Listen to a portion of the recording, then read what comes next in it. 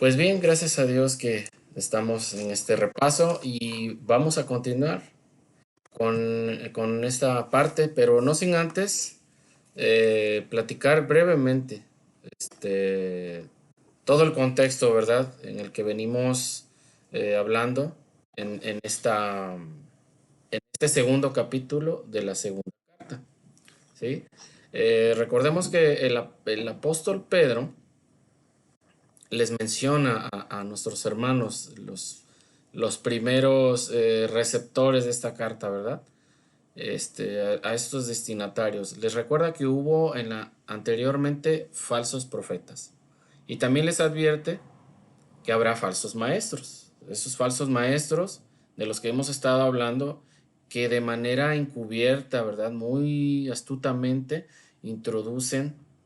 En aquel tiempo dice introducirán, pero lo vemos en estos tiempos también. Introducen de una manera encubierta herejías, herejías destructoras, ¿sí?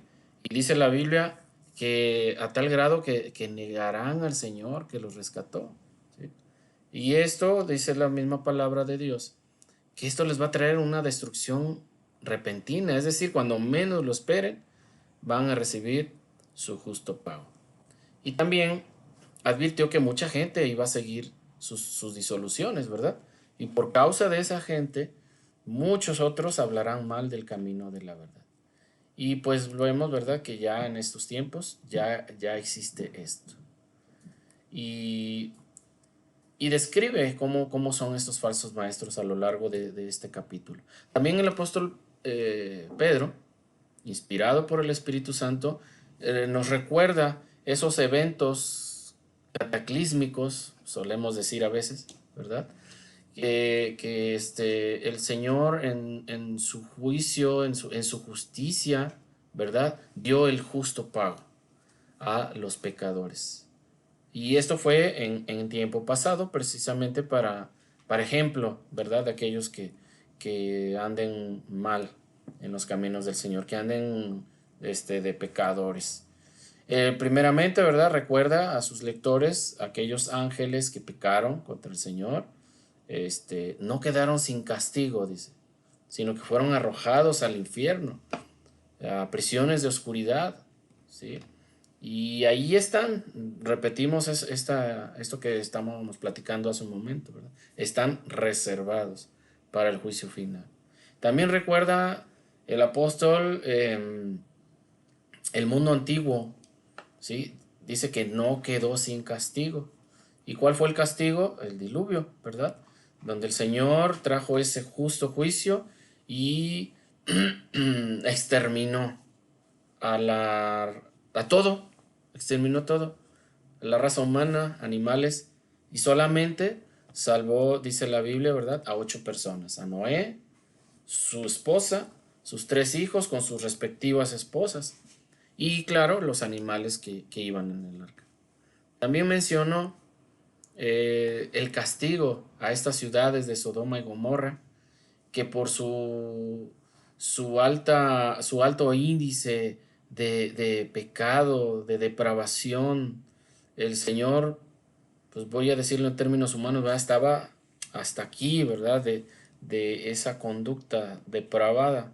Y nuevamente trae el justo juicio y reduce a cenizas estas ciudades, ¿verdad? Y dice la Biblia, para ejemplo de los que habían de vivir impíamente. Y de nuevo vemos que al justo, rescató al justo Lot con sus 2 hijas. Y si Dios, dice el apóstol, ¿verdad?, si Dios no perdonó y condenó estas transgresiones, es decir, estas formas perversas de vivir, dice en el verso 9, sabe el Señor librar de tentación de la prueba y de la dificultad a los piadosos. El Señor es bueno, es misericordioso, es justo, y en esa misericordia Él sabe librar de esas pruebas, de esos peligros, de esas amenazas, del maligno también, ¿verdad? Sabe librar a sus hijos, a los piadosos, a los que andan verdaderamente conforme a su ley, conforme a Cristo, conforme Él quiere que vivamos según su bendita palabra. Pero así como el Señor sabe librar de la tentación al justo, Él tiene reservado, ¿verdad?, a los injustos para ser castigados en el día del juicio. Y mayormente aquellos quienes, los falsos maestros, no, retoma, ¿verdad?, el tema y dice aquellos maestros, bueno, no lo dice literalmente, pero se refiere a ellos, que siguiendo la carne andan en concupiscencias, en inmundicia. Y decíamos, ¿verdad? Desprecian el señorío de Cristo. No le toman el valor que debe tener, que tiene, no debe tener. No le toman el valor que tiene, no acatan la palabra de Cristo. Y son atrevidos, son contumaces, no temen, dice la palabra, decir mal de las potestades superiores. Y vamos a tomar esta segunda parte del verso 10 y los versículos que siguen. Dice a partir del 11, mientras que los ángeles, que son mayores en fuerza y en potencia, no pronuncian juicio de maldición contra ellas. ¿Quiénes ellas? ¿Sí? Las potestades superiores.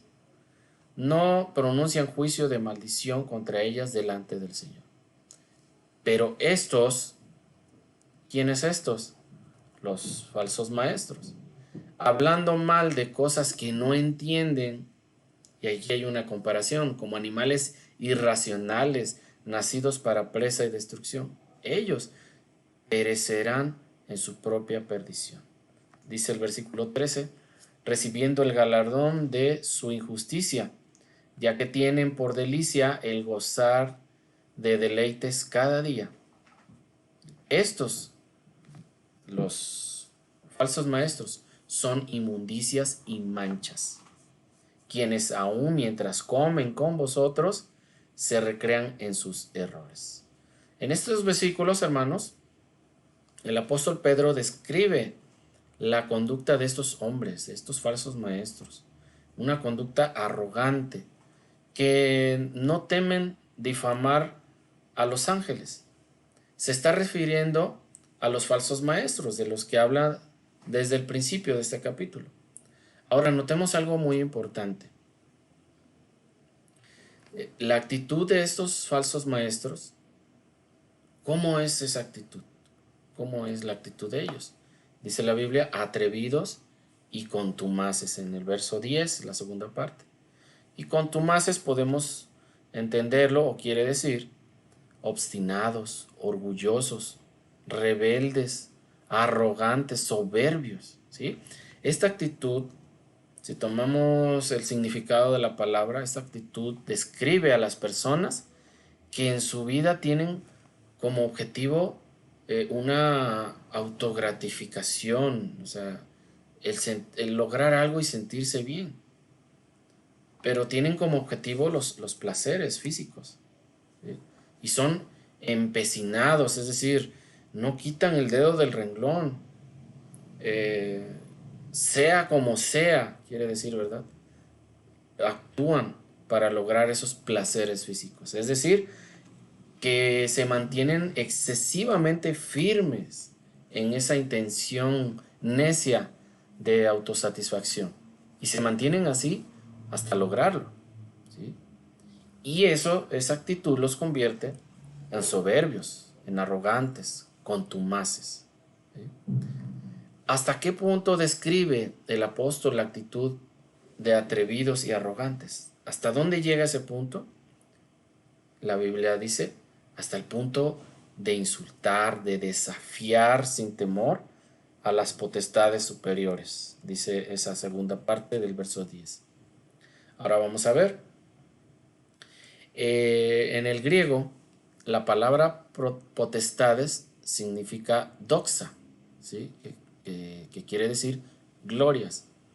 Entonces, las glorias superiores se traducen como seres celestiales, son las glorias superiores.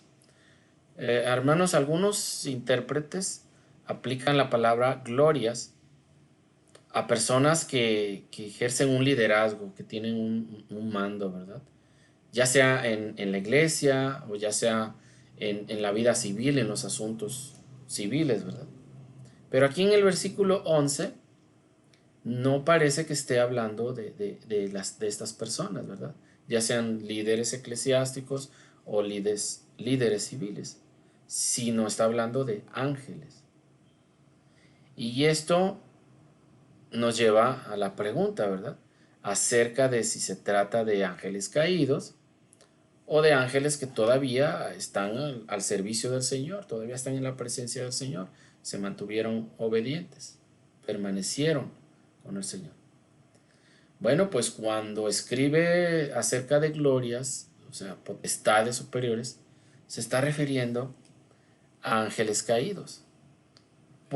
Ahora, ¿por qué? También podríamos preguntarnos, ¿por qué les llama glorias o gloriosos? Cuando sabemos que estos ángeles han sido desterrados, han sido condenados, han sido encarcelados. ¿Por qué les llama glorias? Bueno, el texto no nos da ninguna clave para contestar, pero aprendemos que se está refiriendo a ellos. Entonces, hablando de los juicios de maldición que los ángeles no pronuncian contra estos seres celestiales, ¿verdad? Contra los ángeles caídos, el apóstol Pedro nos dice que los ángeles evitan esto. Y lo evitan a pesar, fíjense bien, a pesar de que los ángeles son superiores y son superiores en fuerza y en poder comparado con nosotros. Ahora, aquí lo importante no es el tema de los seres celestiales, ¿sí? No es el tema, no, lo importante no es el tema de los ángeles, sino la comparación, el contraste entre los ángeles y los falsos maestros, ¿sí? El tema aquí es el de los herejes, el contexto, lo que estamos estudiando ahorita, ¿verdad? Y no porque yo diga que ese no es el tema, sino porque el texto no hace mucho hincapié en los ángeles, sino en los falsos maestros, como lo vemos a lo largo de todo este capítulo, ¿sí? Bueno, volviendo. Esta gente, los falsos maestros, es atrevida y arrogante. No temen insultar a seres celestiales. Blasfeman, hermanos, blasfeman aún de los demonios.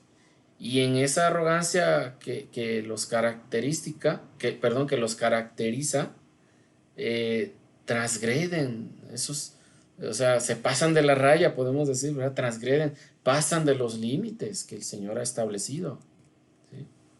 Y dice el verso 11, mientras que los ángeles, que son mayores en fuerza y en potestad, en potencia, no pronuncian juicio de maldición contra ellas.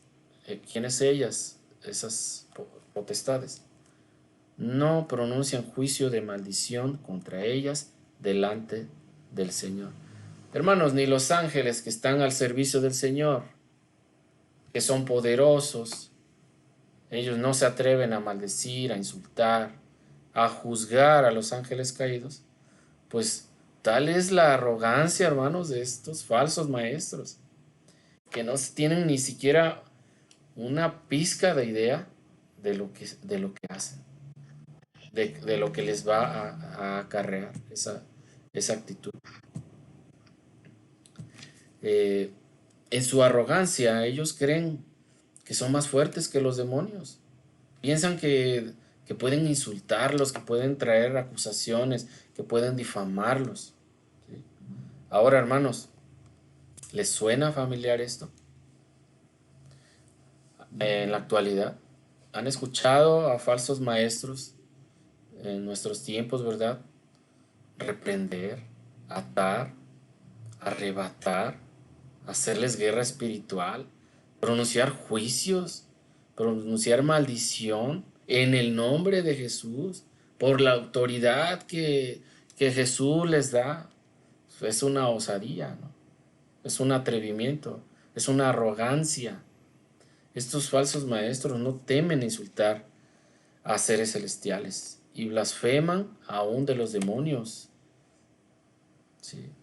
Y repito, transgreden esos límites, se pasan de los límites que el Señor ha establecido. Ahora, a nosotros, hermanos, al verdadero creyente, a qué lo ha llamado el Señor? ¿A qué nos ha llamado el Señor? ¿Sí? Y este es un dato para aquellos que enseñan esas falsas doctrinas. ¿Sí? Nos llamó para ir y predicar el Evangelio a toda criatura, dice Marcos 16:15. No dijo id y hacer guerra espiritual al diablo y sus ángeles. No, hermanos, eso no. Eso no nos, a eso no nos llamó el Señor. Eh, Ahora puedes decir, Joel, pero que él no es un enemigo, el diablo. Sí, es nuestro enemigo y debemos de tener mucho cuidado con ello. Pero la palabra del Señor nos enseña, hermanos, ¿verdad? Que primeramente, aquellos que ya lo estudiamos, gracias a Dios, que primeramente nos sometamos a Dios. ¿Sí? Santiago 4:7. Primeramente nos debemos someter a Dios. ¿Qué significa esto de someternos? Someternos es obedecerlo, vivir conforme lo que Él establece en su palabra, dejar el orgullo y reconocer, perdón, que Él es nuestro Señor. Eso es reconocer el señorío. ¿Sí? Eso es lo que debemos hacer primeramente, someternos a Él, someternos a nuestro Señor, al Señor Jesucristo.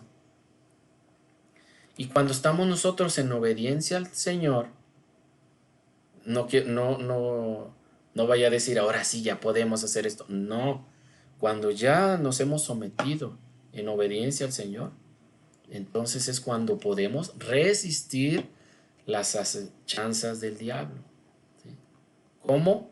Repito, no es blasfemando, no es emitiendo juicios, no es maldiciendo a Satanás, a los demonios, no.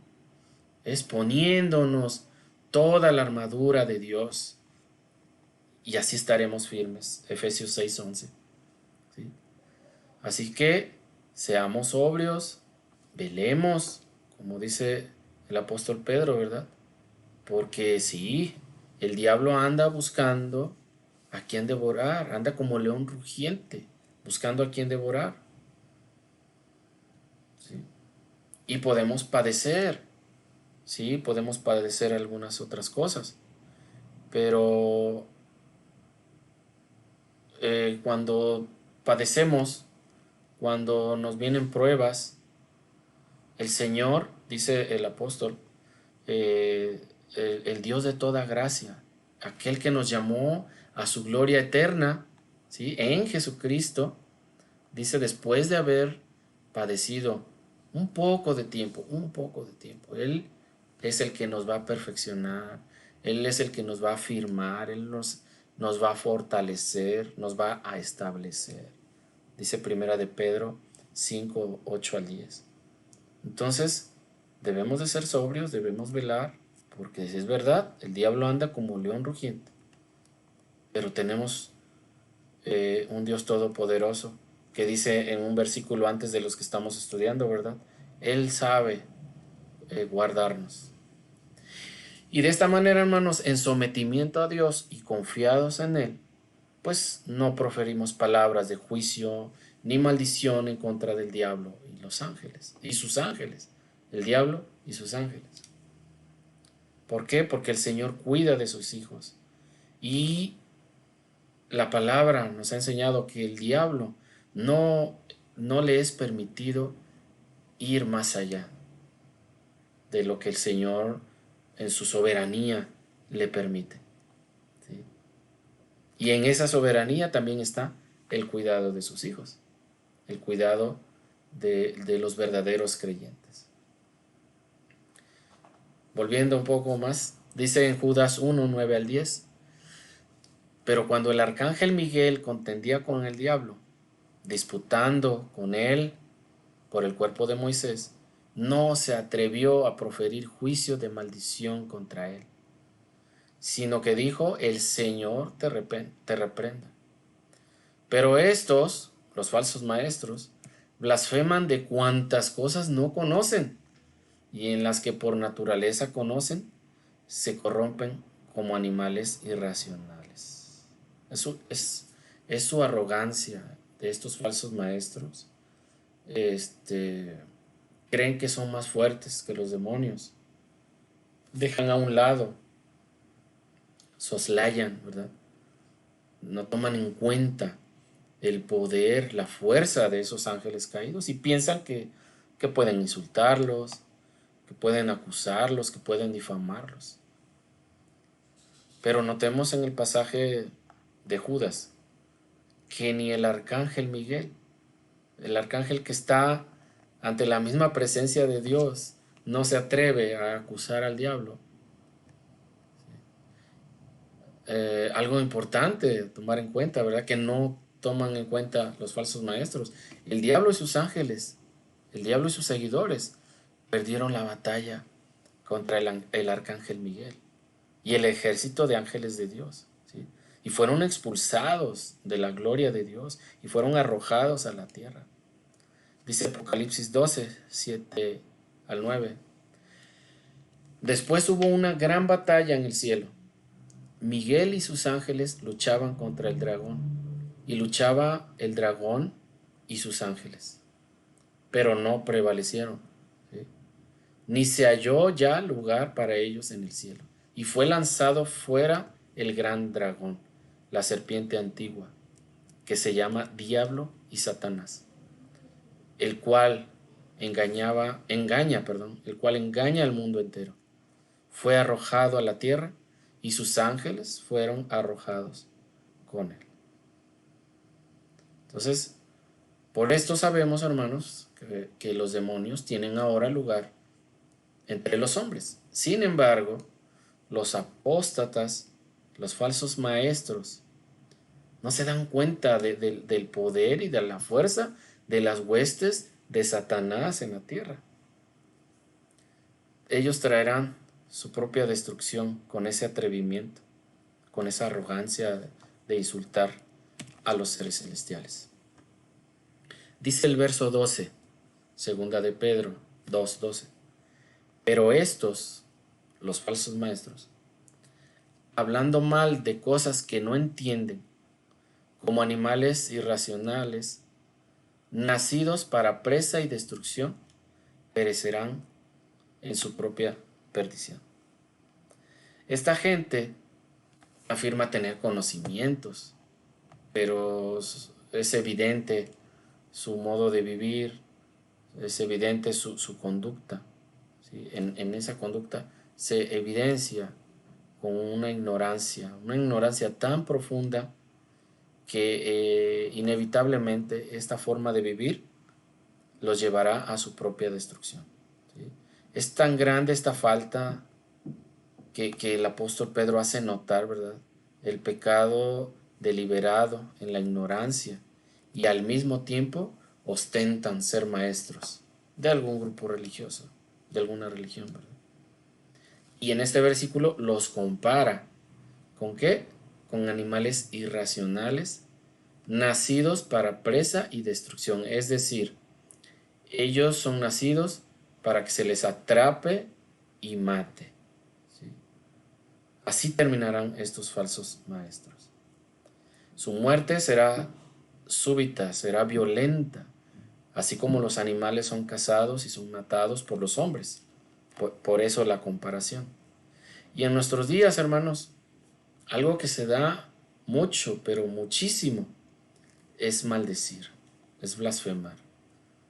Y muchas personas no solamente toman el nombre de Dios en vano, ¿sí? Porque en nombre de Dios, ¿verdad? Quieren quieren legitimar una disque verdad, ¿verdad? Mienten y dicen, por Dios, ya lo vimos también en Mateo, ¿verdad? Que no se debe de jurar ni por la cabeza de uno, ni por la tierra, ni por nada. Entonces es muy común la blasfemia, ¿verdad?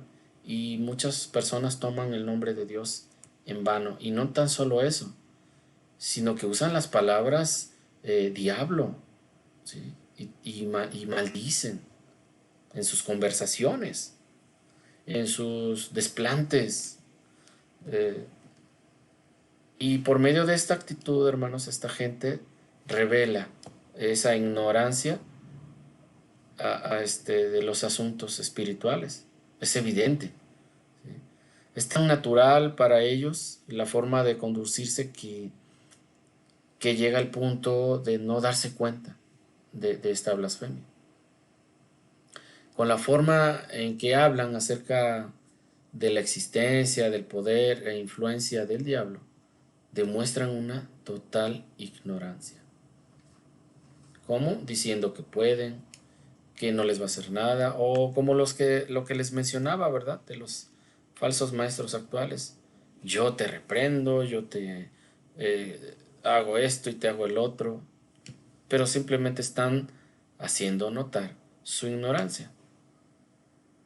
Para ellos estas cosas del diablo y los demonios es un invento, ¿verdad? De la imaginación de quienes hacen caricaturas, de los que hacen dibujos del diablo, de los demonios, y creen que tienen el control de sus vidas. Los falsos maestros creen que ellos controlan todo, y en ese control de ellos, según, creen que pueden desafiar a Satanás, y hasta hacen broma de ello, ¿sí? Ignoran que el Señor Jesús llama a Satanás el príncipe de este mundo, ¿sí? Y que el apóstol Juan también escribe y dice, el mundo entero está bajo el maligno. Nótese entonces eh, lo que sabemos, que dice la palabra, que el diablo tiene cierto poder, los demonios tienen cierto poder, no más que nuestro Dios, obviamente, pero lo ignoran estos falsos maestros, ¿sí? Y ellos pues deben saber que Satanás tienta, ¿verdad? Con un propósito perverso, con un propósito de destruir. No es, no es un mal amigo, no es un malo como las personas malas, no. Es algo fuera de serie, es algo que no hay palabras para describir, ¿verdad? La intención de Satanás. Tiene el poder de engañar y ese poder no tiene igual, ¿sí? Pero hermanos, recordemos que nosotros, sometidos a nuestro Dios, poniéndonos toda la armadura de Dios, seremos capaces de resistir la fuerza y el poder del diablo. Eso es una enseñanza, ¿sí? No quiere decir que ya al ponérnosla seremos capaces y tendremos poder de blasfemar, de emitir juicios. No, tenemos que resistir únicamente. Y dice el apóstol Santiago, ¿y de vosotros oirá? Entonces, ¿cuál necesidad, verdad? Para los que, gracias a Dios, sabemos esto. Dice el verso 13, recibiendo el galardón de su injusticia, ya que tienen por delicia el gozar de deleites cada día. Estos son inmundicia y manchas, quienes aún mientras comen con vosotros, se recrean en sus errores. Dice, recibiendo el galardón de su injusticia. Esta expresión significa, ¿verdad? Quiere decir, sufriendo daño como pago por hacer daño, ¿sí? Es decir, no van a escapar de la ira de Dios y se van a enfrentar al castigo eterno. ¿Dónde, hermanos? En el lago de fuego. ¿Por qué? Por haber distorsionado intencionalmente distorsionan el mensaje de la palabra. Y esto es muy malo porque eso lleva a la perdición a otros, ¿sí? Y por ello van a sufrir ese castigo eterno.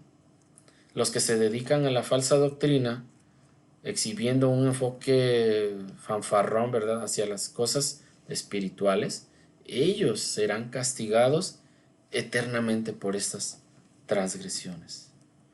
Dice la siguiente parte, ya que tienen por delicia el gozar los deleites cada día. En otras versiones dice, en la Reina Valera 90 dice, se complacen en el libertinaje en pleno día.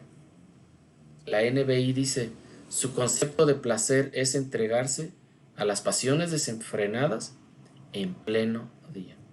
Entonces podemos entender que por regla general, hermano, los pecadores esperan o cometen sus actos en la noche, ¿sí? Al amparo de la oscuridad. El ladrón, el borracho, ¿verdad? Esperan ese momento donde la misma oscuridad es un aliado para cometer sus fechorías, sus actos depravados, su delincuencia, ¿verdad? Y en 1 Tesalonicenses 5:7 dice, pues los que duermen, de noche duermen, y los que se embriagan, de noche se embriagan. Pero esta gente, los falsos maestros, en los tiempos del apóstol Pedro, estaban tan consumidos, hermanos, por la lujuria, por la codicia, por el vicio, tan consumidos por ello que consideraban delicia, ¿verdad? El gozar de deleites a la luz del día. Es decir, sin tener que esperar hasta la noche, donde en lo oculto pudieron o pudieran hacer eso, ¿verdad? No, ya sin ningún reparo, sin ningún temor, sin ninguna vergüenza. ¿Sí? Y el apóstol Pedro hace una comparación y dice, son manchas y suciedad. Esta es una comparación que hace de estos falsos maestros y la hace a consecuencia de esta pasión que ellos mostraban por la perversión, pues ese empeño en cometer esos actos. Y esta, hermanos, es una descripción opuesta a la que el mismo apóstol hace sobre el verdadero creyente. En 2 de Pedro 3:14 dice, por eso, queridos hermanos, mientras esperan estos acontecimientos. ¿Cuáles acontecimientos? Los que narra antes, ¿verdad? Los que describe antes acerca del día del Señor. Entonces, mientras esperan estos acontecimientos, esfuércense para que Dios los halle sin mancha y sin defecto y en paz con Él. Entonces podemos ver el contraste, ¿verdad? Son descripciones totalmente opuestas. La descripción de falsos maestros como manchas y suciedad contra la descripción del creyente en Jesucristo, que es sin mancha y sin defecto. Así es la iglesia de Cristo. Y dice más adelante, que gozan en sus placeres mientras los acompañan a ustedes en sus comidas. Estos falsos maestros, hermanos, entraban en las casas de los hermanos, de los miembros de la iglesia, y compartían la comida, compartían la bebida, la misma comida y bebida que en esa casa se ofrecía. ¿Y de qué se trataba esto? ¿Cómo era posible que estos pecadores tuvieran esa comunión de mesa con los creyentes, con los hermanos? Pues se trataba, hermanos, de una comida en la cual se usaba no solo pan y vino, sino todo tipo de comida. Una comida que tenía un doble propósito, el de satisfacer el hambre y la sed, y de dar extensión al sentido de la comunidad cristiana. Y al final de esta celebración se tomaba el pan y el vino, según el mandamiento del Señor. Entonces, la celebración estaba de este modo relacionado con la consagración del pan y del vino, así como la última Pascua del Señor Jesucristo lo estaba con el rito cristiano que Él le injertó. ¿Sí? Quizás ya en el tiempo de Pedro, esta comida comunitaria estaba separada de la cena del Señor. Esta celebración enfatizaba la hermandad de los participantes. La cena del Señor marcaba la unidad que los creyentes tienen en Cristo, ¿sí? Entonces, también notemos que el apóstol Pablo indica a los cristianos de Corinto, ¿verdad? Que deben establecer una distinción entre las dos celebridades. Y lo establece, ¿verdad? Cuando les dice, ¿no tenéis casa en las cuales comer y beber? En 1 Corintios 11:22. Entonces el texto no dice si estos eh, falsos maestros, pecadores, no dice si ellos manchaban de esta manera la cena del Señor en el tiempo del apóstol Pedro. Sin embargo, el apóstol, ¿verdad? Indica que iban a esos banquetes hasta el punto de que se transformaban en manchas, o sea, eh, banqueteaban mucho, ¿no? Este, ¿Cómo se dice? Distorsionaban todo hasta el punto de que ellos se transformaban en manchas y suciedad para la comunidad cristiana. ¿Sí? Entonces, hermanos, en esta parte que hemos desarrollado, que hemos estudiado, nos enseña la insolencia, la ignorancia de los falsos maestros, que surgieron después de que el apóstol Pedro advirtió, ¿verdad?, en esta carta y hasta nuestros días. Y en contraste con esta actitud de ellos, aprendimos, ¿verdad?, la posición que nosotros debemos tomar ante los ataques del maligno. Estos ataques que son ciertos, no son para ignorarlos, sino para fortalecernos. ¿Fortalecernos en qué? En la fuerza del Señor. Y no ponernos, perdón, y ponernos toda la armadura de Él. ¿Para qué? Para que podamos resistir, para no dejarnos engañar, para no dejarnos espantar. ¿Sí?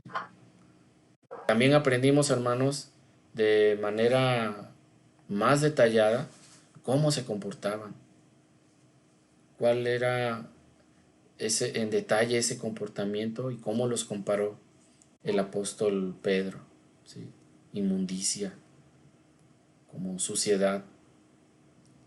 Y hermanos, la invitación que hago es para todos nosotros, ¿verdad?